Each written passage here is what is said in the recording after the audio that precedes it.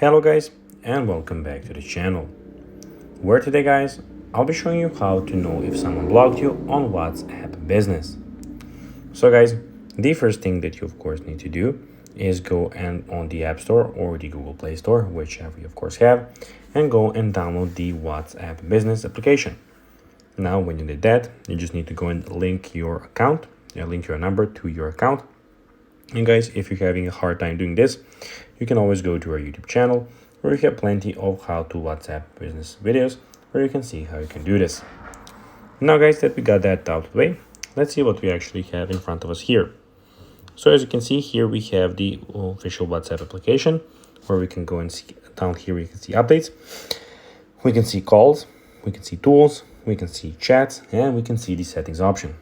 But now guys, let's see how you can actually go and know if someone blocked you on WhatsApp Business. So guys, of course, the first thing that you of course need to know is if a person has blocked you, you will not be able to see their messages read confirmation.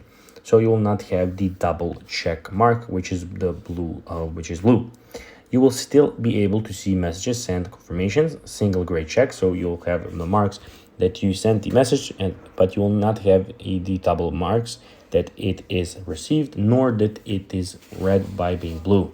So basically that's how you can know. So guys, that is everything for this video. I hope that you found this video informative and entertaining, guys. If you did, don't forget to like this video, share it, subscribe to the channel, and put the notifications on, as this really helps our channel grow. So guys, if you have a few seconds, it will be pretty cool, and it will be really good for us if you can go and do this for us. So guys, as I said, that'll be everything for this video. I hope that you found it informative and entertaining, guys, and I'll be seeing you in the next video. Bye guys.